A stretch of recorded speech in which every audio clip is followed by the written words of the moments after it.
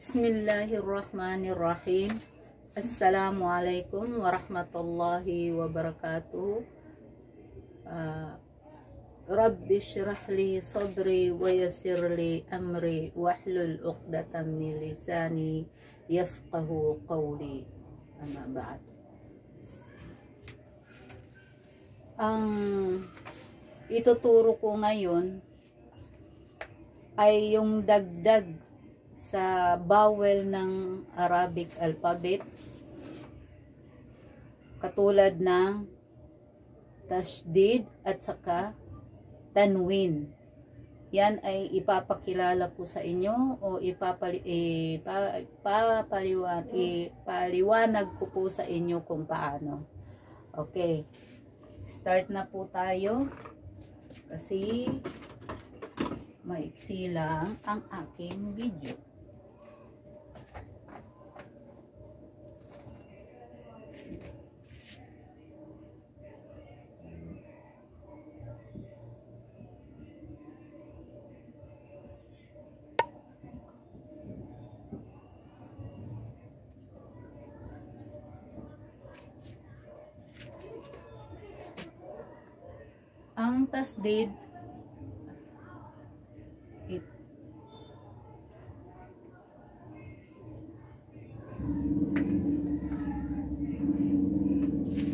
Ang tasdid na sinasabi ay may ganito. Ganyan siya, ang tasdid. May tasdid na fatha, may tasdid na kasra, may tasdid na dhamma. Tatlo lang po yan siya. Tasdid na fatha, tasdid na kasra, tasdid na dhamma. O yung sa mga nanonood na hindi po naintindihan ng tasdid ng fatha or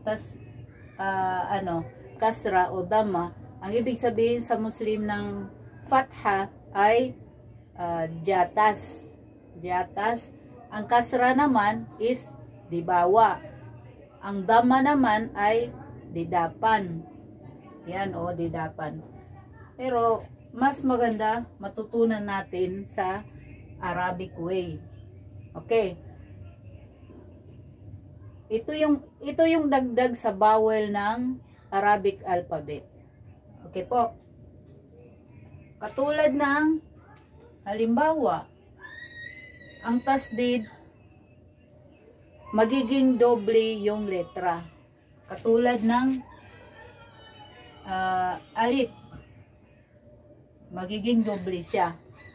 Halimbawa, tasdid siya sa katulad nito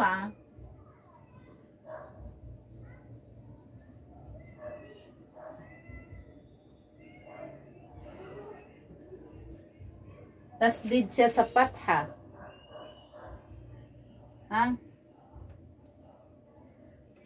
Yan ang magiging itsura niya. Halimbawa lang yan, tasdid sa fatha ang alif. Alif na fatha, tapos nadagdagan ng tasdid, magiging ano ito yung unang letra, kasi magiging doble. Itong tasdid na to, dinodoble niya yung letra. Dinodoble niya ang letra. Yung unang letra is sukun. Sukun ang unang letra. Ang pangalawang letra, pangalawang alif is fatha. Ganyan ang itsura niyan, si tasdid. Ito si tasdid, isa lang siya.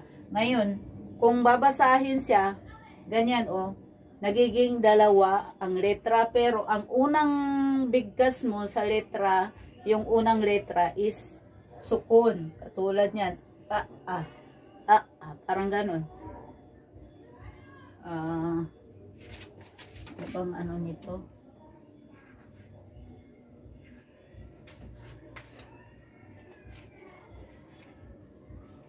Wala ako.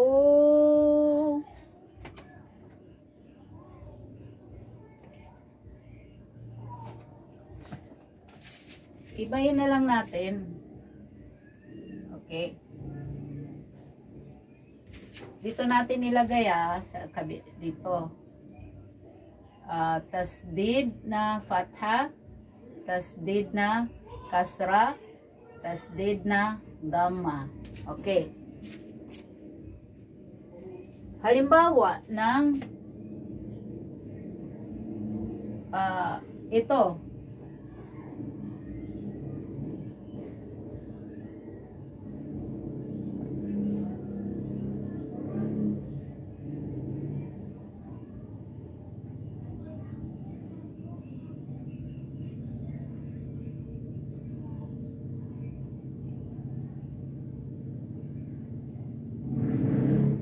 Wait lang ha.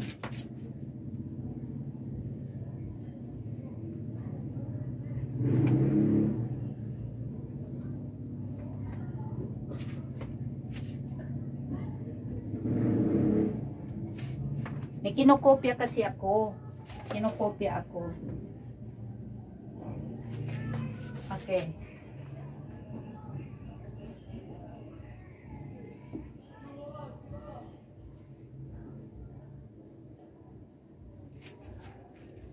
Bukod dito sa tasdid, meron pa ring isang tawag doon, tanwin. Ito, ang tawag dito is tasdid. Ang tawag dito is tasdid. Pero naman din tanwin. Kagaya nito, dubli naman si halimbawa ito, tapos ito,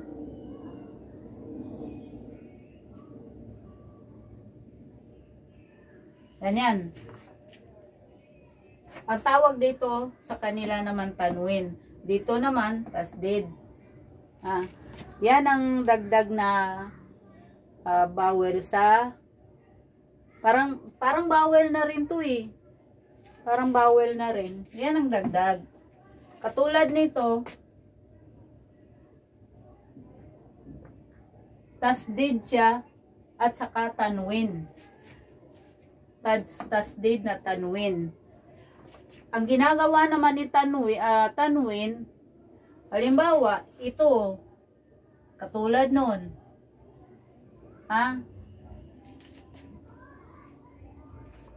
Dito muna tayo, isahin na lang muna tayo, isa muna tayo. Ayan, ganyan na lang muna tayo para maintindihan. Okay. Dinodoble niya ito si letrang ba sa alphabet. Dinodoble niya. Ganito ang pinakaano niyan.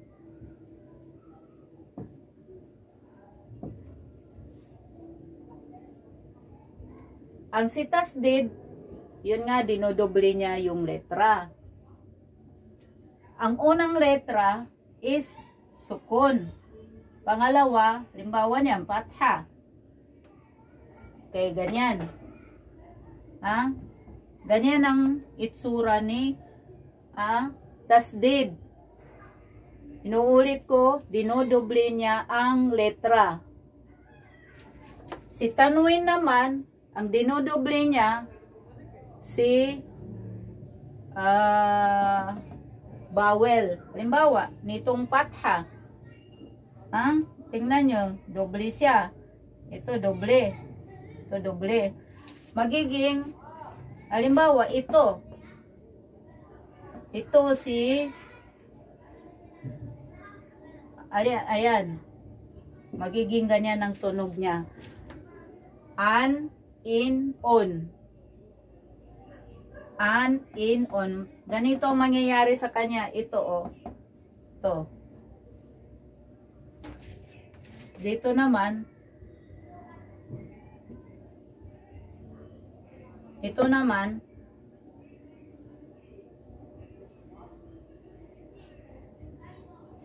wait lang kasi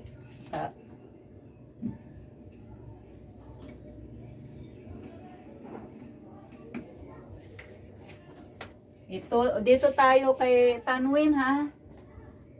Ito. Dobling fatha.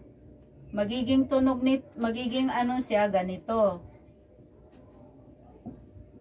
May nun siya, additional si alif na nun na sukun. Ganyan. Ganon din ka dito, ganyan oh.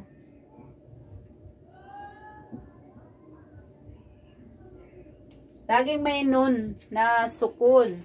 Ito nun na sukun. Nun. Ayan oh. Yan. Kahit anong letra ang madadapuan nito, katulad nito, halimbawa,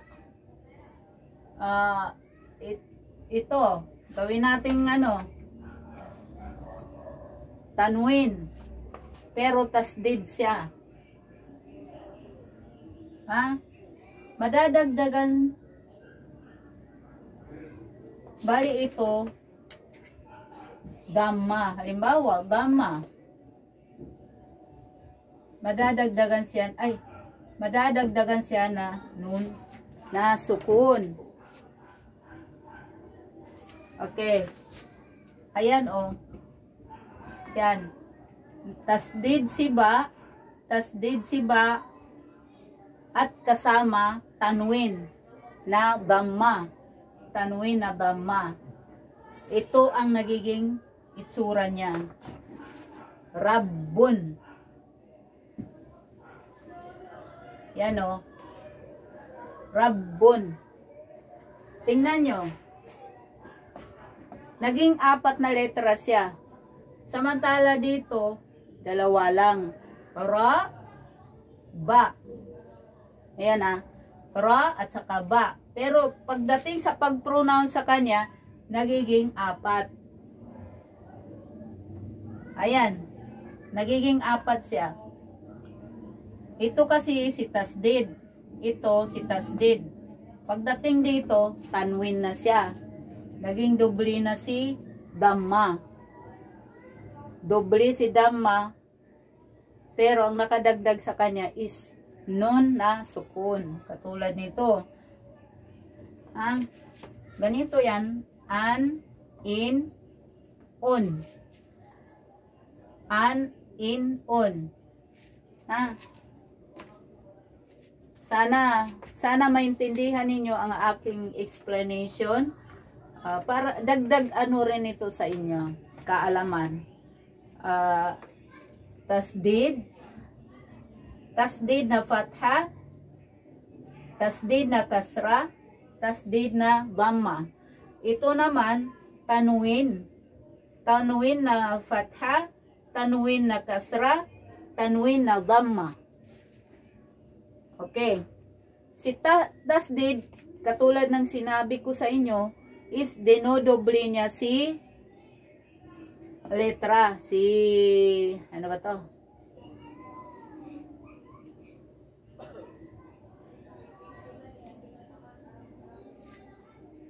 Dinodoble niya ito. Okay. Pero si tanwin naman, ito naman ang dinodoble niya. Oh. Yung si fatha. Si vowel ang dinodoble niya. Pero, magiging additional na nun, pero sukun siya. Additional na letra. Katulad nito, halimbawa, ganyan.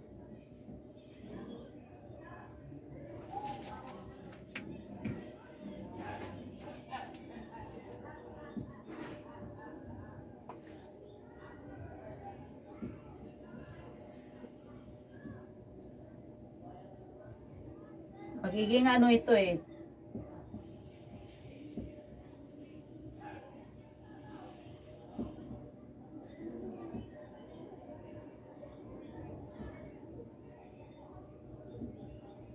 Ganyan siya. Lahat ng letra pwedeng pwedeng malagyan kay tanwin at saka tasdid. Lahat ng letra. Okay?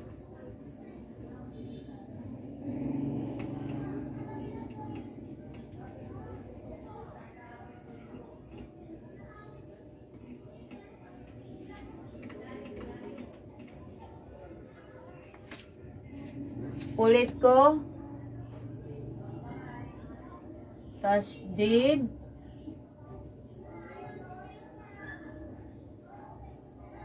Si tasdid, ganito. Tasdid na fatha. Tasdid na kasra. Tasdid na dhamma. Halimbawa, A na tasdid fatha,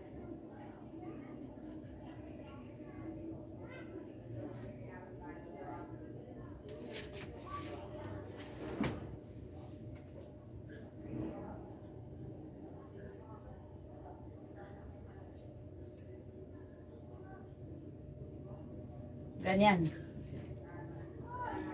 Nasa taas ng letra siya.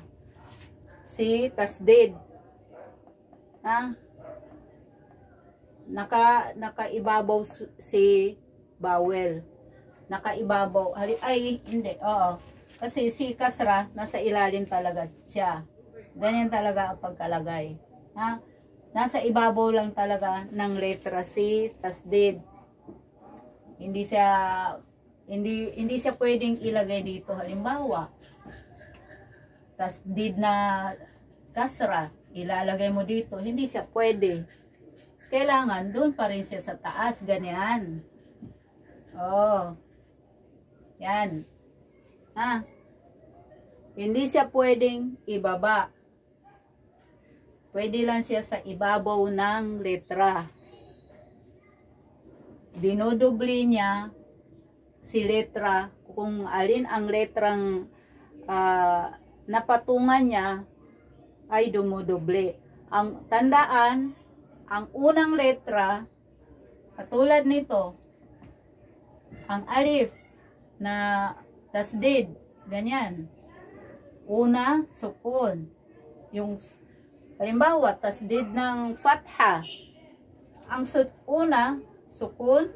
Pangalawa, fatha. Sunod naman, kasra na tasdid. Halimbawa, ito.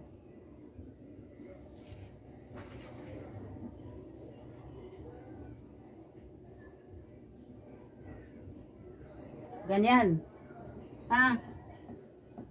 Ganyan ang mangyayari.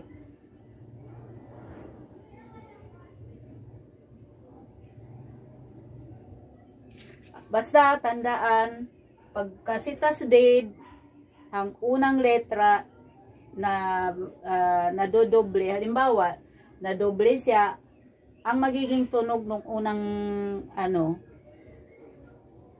ng una is sukun. Sukun. Okay. Si tasdid tayo tasdid. At saka si tanwin, kasi minsan sumasabay si tasdid at saka tanwin. Katulad nito, halimbawa, tanwin na fatha, tanwin na kasra, tanwin na dhamma. Pwede sumabay sa lahat ng ganyan. Pwede siya sumabay. Katulad nito, sa na fatha, tapos ito, tasdid. Tasdid siya, tasdid na dhamma. Na may tasdid siya na kasamang tanwin na dhamma. Tanwin na dhamma.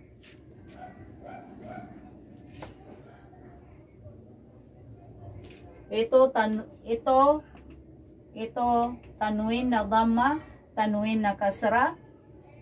Tanwin na fatha, tanwin na kasra, at saka tanwin na dhamma. Okay. Yan ang ano. Mahirap kung hindi mo talaga intindihin, kung halimbawa kung hindi mo talaga isa sa puso ang pag-aaral ng ano, mahihirapan talaga. Pero lahat ng nag-aaral ay natututo. Okay. Katulad nito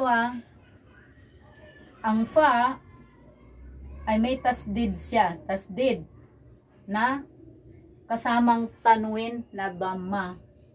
Ito, tanwin. Tanwin.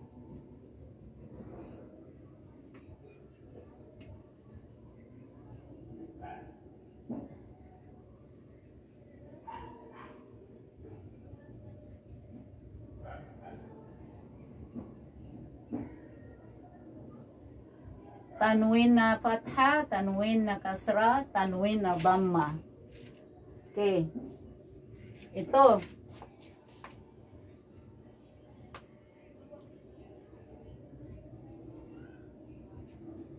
Sod, ito ang ano, kasi maraming magiging ano niya.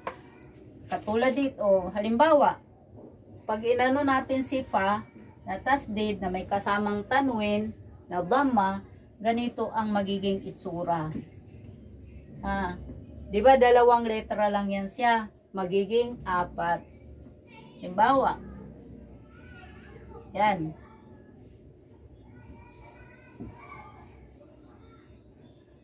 Kasi si fa, magiging doble siya. Doble ang pagbigkas sa kanya. Doble. Okay. Magiging doble ang pagbigkas sa kanya. Okay. Ang unang ano sa kanya is sukun.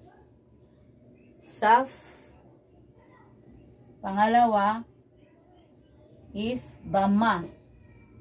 Nang dahil sa may tanwin siya, mag-additional ng nun na sukun. So, ang basa nito is saf. Saf. Fun. Safun. Okay. Safun.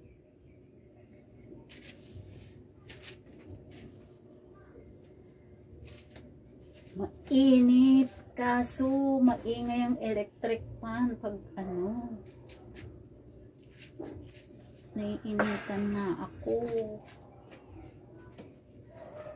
Okay. Nag-gets ang aking paliwanag. Sana pag hindi nyo nag-gets, pwede namang ulit-ulitin. Okay. Next tayo na sample. Ito, sod.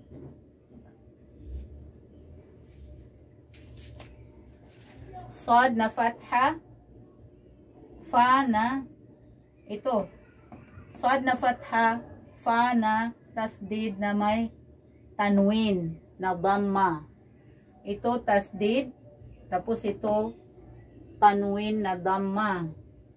Okay, ito ang kanyang mukha. Pero pinaka original na ito siya. O pinaiksi lang, pinaiksi. Pero ito pag binigkas siya, ito na 'yon. Pag binigkas ito siya. Naging 4 ang letra. Samantala dito, 2 lang. Okay. Sod na fatha or jata sa Muslim is sa.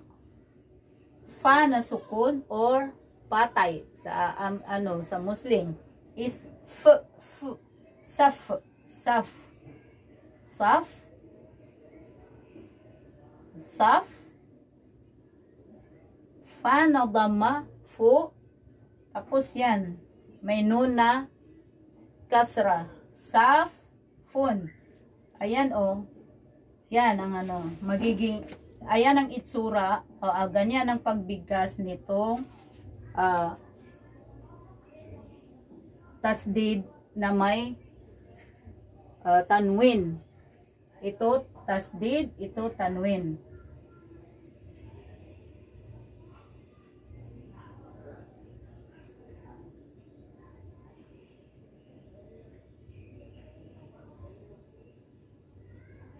Yan. Yan, tanwin, tasdid, saka tanwin. Okay?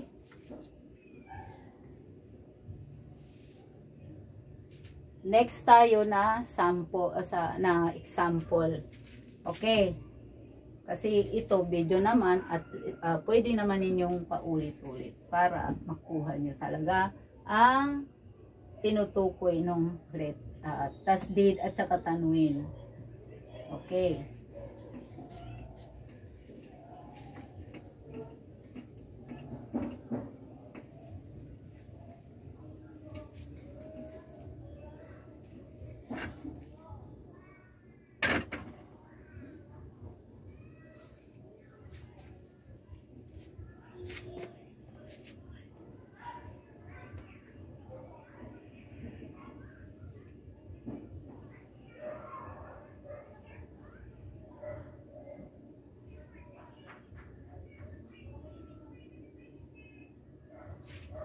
Okay.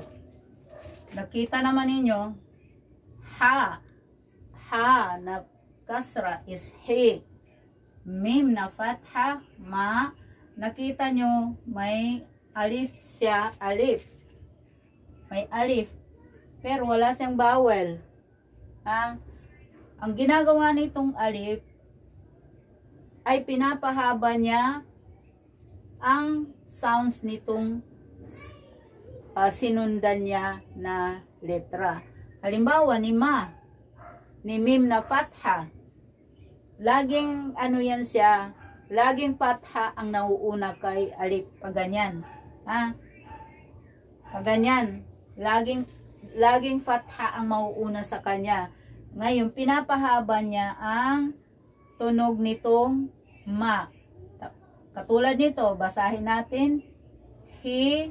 Ma, hima, hima, ma, ito, ma, pinahaba niya, ma, tapos nandito na si ra na tanwin, himarun, himarun, gano'n na, si tanwin, yan, himarun, okay na, ganito naman ang ano niyan. Pag dinikit mo yan, pag dinikit mo si himaron, ganito ang mangyayari. Okay, wala nang buntot si ha, ganyan. Ayan si, ito, wala nang buntot si mim. Andito na, naiba na ang itsura ni mim. Okay, ma ron. Ayan.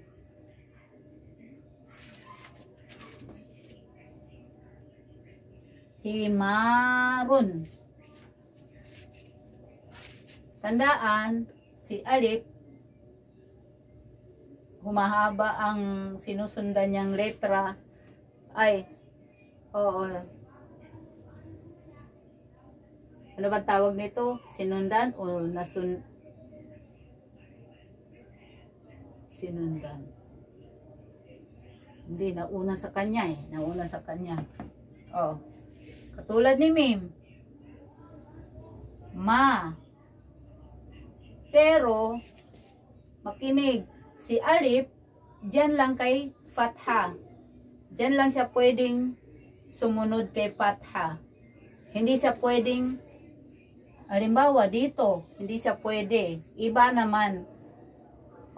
Ganito.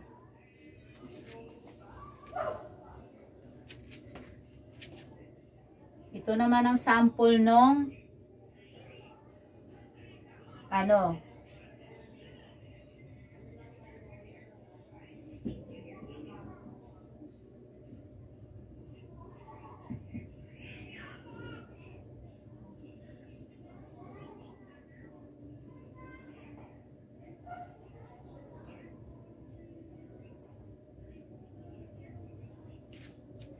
Ayan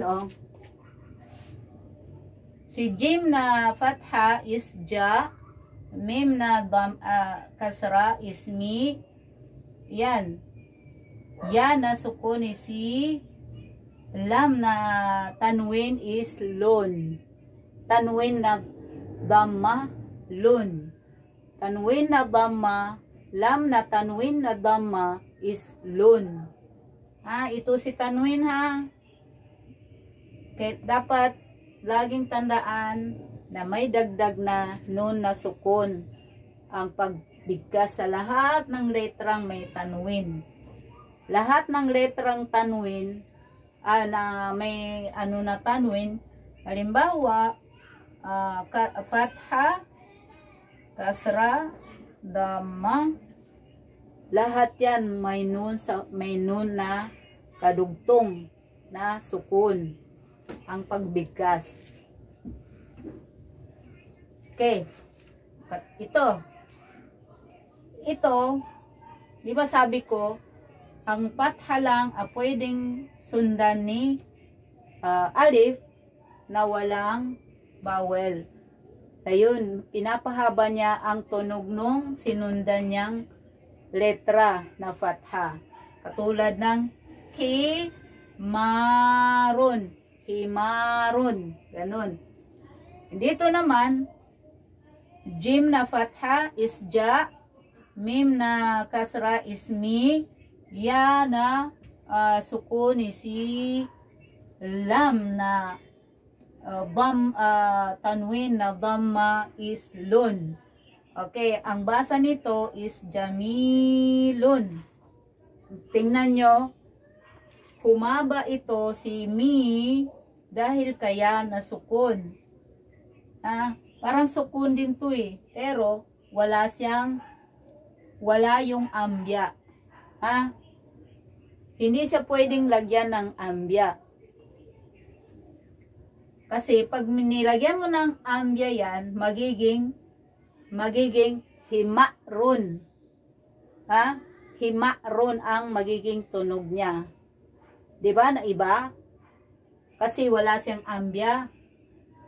Pero pag nilagyan mo ng ambya is naging na siya. Okay. Magiging tunog na niya himarun. Pero dahil tanggalin natin ang ambya niya,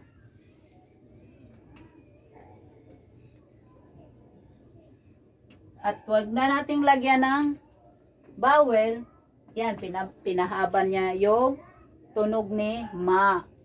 Kahit ano pang letra yan, kahit ano pang letra ang masundan niya, is humahaba ang tunog. O ganun din ito si ya. Siya naman, siya dapat wala, okay lang din, pwede rin lagyan ng sukun. Humahaba rin ang tunog nito ni mi. Humahaba siya kasi may ya na nakasunod sa kanya. Jamilun. Okay, jamilun. Hindi siya pwedeng jamilun kasi may ya siya. Jamilun. Okay. Pag ganito naman,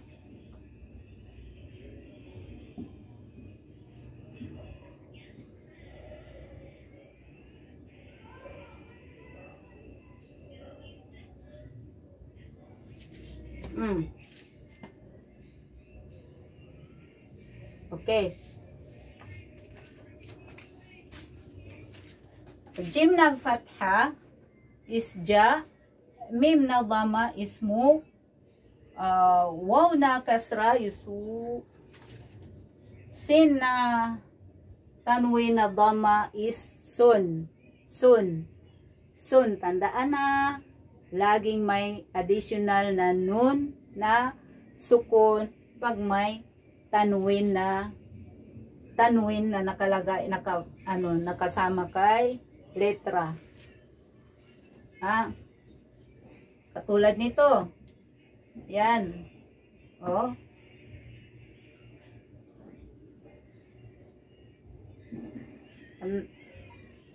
Ayan o.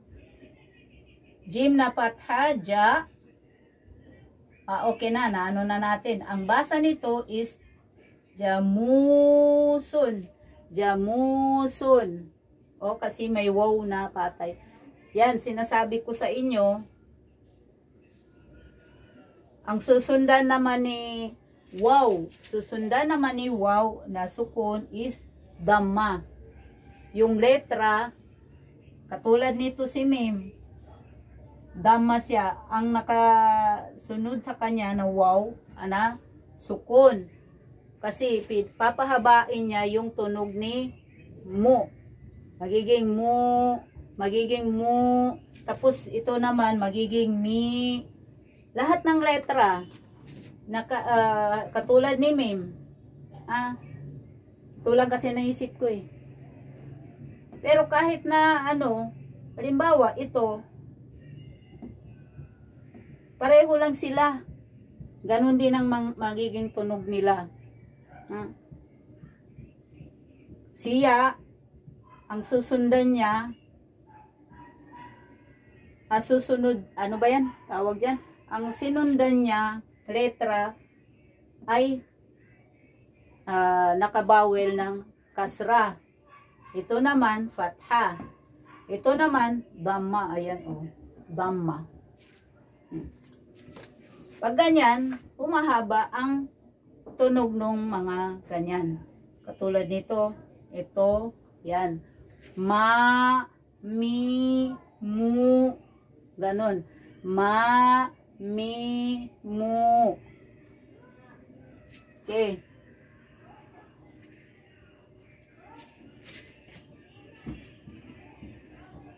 Wow, ang pawis na. Next naman tayo.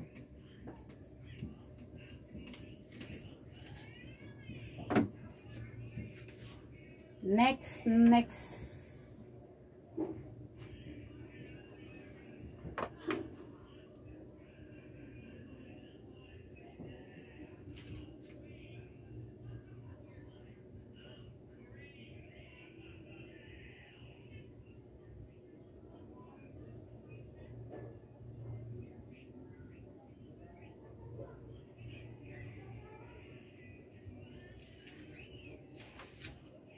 Ganito.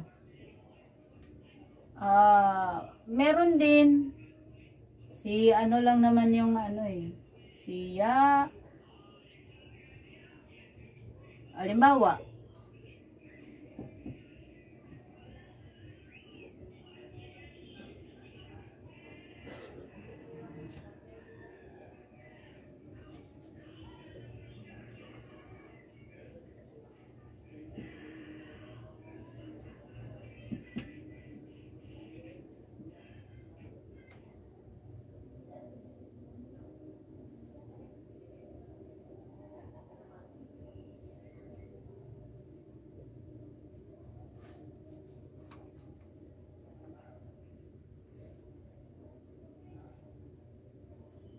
ayan. Pero pag ganito ang makita nyo, halimbawa, ayan, nauna ang fatha, sumunod kay waw na kasra, hindi siya katulad nung na hahaba ang Ang lang yan, yaw. Yaw. Hindi na siya mahaba. Kasi naiba ang naiba ang vowel na sinundan niya. O katulad niyan, ang sinundan niyang vowel is fatha. Hindi siya pwedeng pahabain. Kung ano lang yung tunog nung halimbawa nitong waw na kasra, o lang, waw, yaw. Katulad nun, yaw, ya, yaw, yaw, wo. Wulan siya. Yaw. Ganon din ito. Ha. Ya. Tapos yan. Hindi rin siya pwedeng pahabain kasi fatha ang nauna sa kanya. Ano rin siya na matutunog din yung ya na katulad nito. I. Khairun. Ayan o. Yawmun.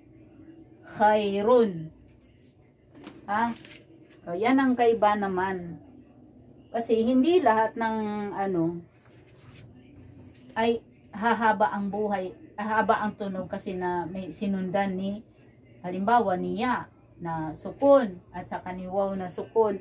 Hindi. Kasi katulad yan, tauna si fatha sinundan ni sukun na waw at saka sukun na ya. Okay. Hindi ko natingnan yung oras ko kung ilang minuto na ako nagsasalita. Medyo naiinitan ako kasi hindi ako maingay. Mas malakas pa yung tunog ng kaysa salita ko kaya minsan hindi naintindihan. So hanggang dito na lang muna ang aking tutorial sa ngayon. Wassalamualaikum warahmatullahi wabarakatuh. Thank you for watching. Sana matutunan ninyong aralin itong aking itinuturo. Thank you sa inyo. Okay, bye-bye.